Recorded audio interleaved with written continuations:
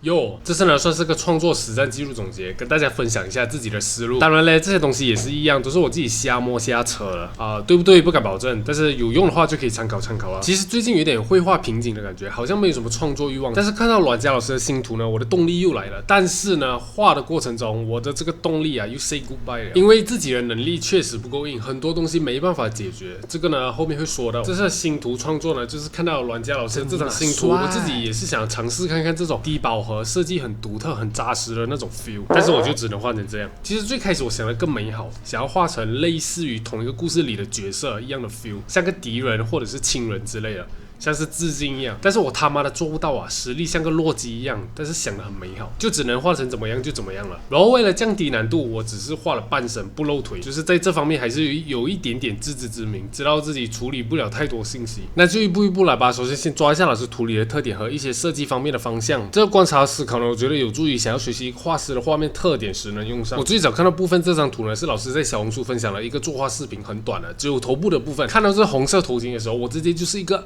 Kimoji， 因為我聯想到的是老師很久以前畫的一個角色，就是這一張 Silence 2。這一張我一直都覺得很好看，但是老師好像沒有把它畫完，很可惜。但是後面又跟一些認識的家門會友們聊了過後，才發現到原來這個是還魂室之前的故事，我才聯想到一起。扯遠了，拉回來，我們來觀察一下有哪些特點是我們想要吸取的。那必然就是這個頭巾，還有一些金屬吊飾穿插的感覺。為什麼說感覺不是說設計呢？因為設計都拿了，那就太像了嘛，這樣就變得不太好了喲，還是要有點距離的。所以這個感覺我們先記下來，還有頭髮飄逸的感覺也記下來。然後這裡也做個筆記。其實老師從以前開始就蠻多這種圍繞着臉的信息量，我覺得這樣子做好看且不突兀是蠻難的。像我每次想到這些點呢，我就會想到天野喜孝老師，還有一些中東的頭部飾品。這些聯想呢，會對你的設計發散會很有幫助，甚至你用心一點的話，可以找到根源，一步一步的設計推進，也可以演化成自己的設計語言、自己的技能包。當然這些都是我亂說的啦，我自己沒學過什麼設計，但是這確實是我的思考模式。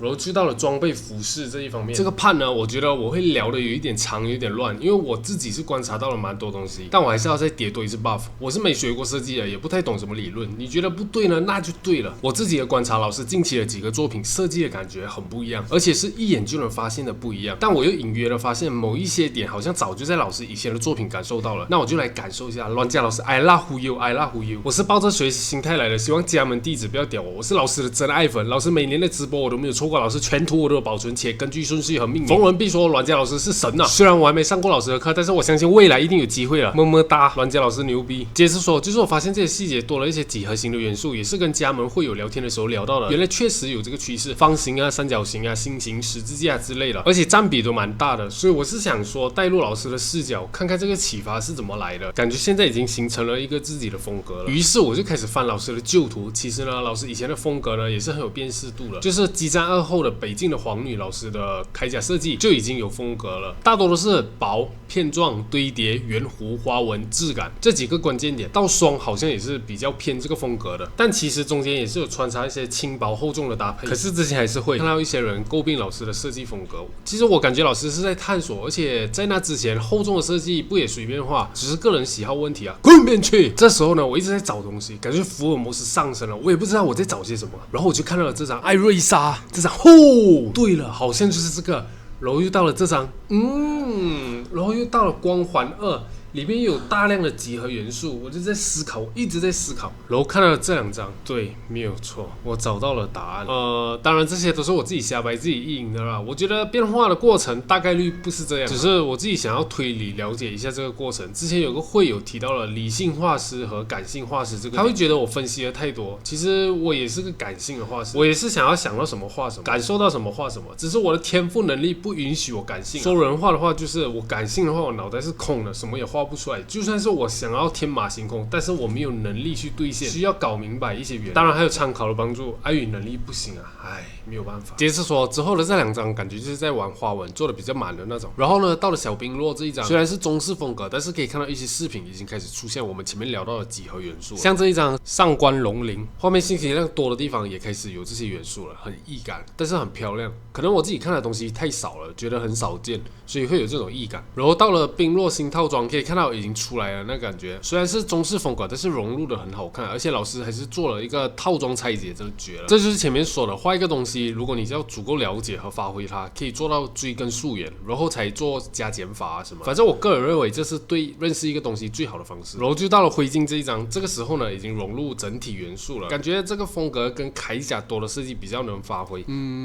不確定。不懂啊，然後就到了近期的這幾章，然後呢，我自己是想要了解嘛，這個風格是怎麼來的，所以我就想要找到根，但是呢，我不太懂這種幾何形和幾何形之間的這種設計是什麼風格，我開始只是想到 sci-fi 就機械，然後我就找了一圈，好像並不是這種風格，然後我就翻了老師以前的圖，因為太美了，我就都回顧了一下，就發現其實老師很多場景裡原來也是有這種類似的元素，我就給了自己一個比較粗暴的結論，就是是不是場景裡的元素能直接套用，或是更直接一點，場景裡的浮雕直接搬到鎧甲上，這行得通嗎？反正想法是有了，我就開始找參考，然後就開始往一些幾何形的方向找，就找到了一些類似瑪雅文明的風格問號，反正找了蠻多的，有比較現代的，也有比較老舊的，也找了一些人物設計的。但是現在遇到一個問題，就是我想要的人物框架是怎麼樣的？那我呢就想要跟老師那張遺忘之地是有一點相似度的，那我也找了那種中世紀鎧甲的框架，也盡可能把裡面的內容換成我現在找到的这個瑪雅風格的浮雕花紋，然後就大概起了個稿，本來也是想要來一個側面的，但是怕太像了，還是換了偏正面，然後就想個比较中二的動作。然後可以看到我的線稿其實很草，什麼浮雕啊、花紋、細節其實基本都沒有了。我自己是想要嘗試一下老師的作畫流程，用映射快寫，所以線稿就沒有 all in。但是作畫過程中啊，很多問題就暴露了。我的腦袋裡想象的素材本來就很少了，我還要直接從參考上很絲滑的運用元素，是非常吃力的。尤其是我這種基本功非常不好。首先呢是形，我本來就沒有一個很準確的形。其實那樣的話，你畫的過程就像一個無頭蒼蠅一樣，好像在賭一筆，一直在賭會不會畫對一樣。再加上，就算有形，這個形體在這幅畫裡的透視是怎麼樣了，素描關係是怎麼樣了，色彩又是怎麼樣了，這些東西我其實根本就處理不來。不是說考慮了多不多，或者是分析多不多的問題，是你不解決的話，你沒有辦法推進你的畫，所以你就必須去解決它。形的那方面呢，我就嘗試了老師作畫過程裡面會有的，途中就用線來整理一遍形體的這個方式，我自己試了，我感覺是很受用的，而不是一直在沒有形的情況下一直在賭。要解決的問題呢，就只剩下了素描和色彩。這裡呢，我就插一個點，也是給我自己記錄一下，感覺這個設計呢，就是從 3D 維度去思考，就是這樣子才會比較豐富。記得之前看過一些 3D 的藝術家老師們呢，他們會說 3D 的作品要漂亮呢，要每一個角度都去檢查會不會好看。那我這裡想要標記的點呢，就是老師畫肩胛的時候呢，這個凹凸起伏、形狀的變化還有疏密，都是有在設計考量內的。我自己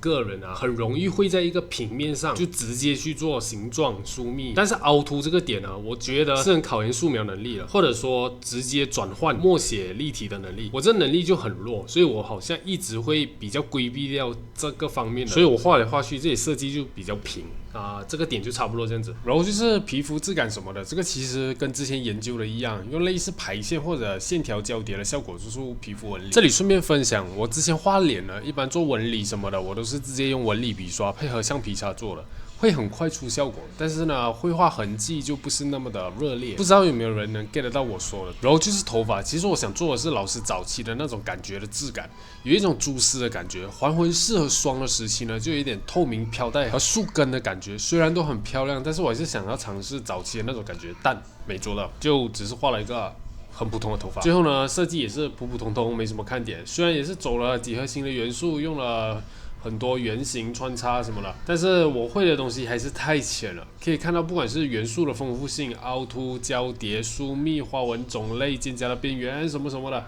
這些東西我的考慮都是很淺薄的，甚至是我在畫的時候，有些點我是沒有考慮到，而是我做這視頻才總結出來的。再加上基本功啊，還原設計的立體素描啊，這方面也是很糟糕，所以就是哪都想要，哪都沒抓住，就跟我的人生一樣。唉，這就是為什麼我會越畫越到。但是也沒關係啦，關難過關過。反正這一次的創作不是畫得很滿意，但是蠻意外的是，觀眾好像都覺得蠻好看的。唉，不管了，反正收穫還是有的，再接再厲啦。應該沒什麼說的了，之後應該會重新繼續每周練習。感興趣的話可以一起玩，就這樣啦。希望這視頻能幫到你啦 ，Peace。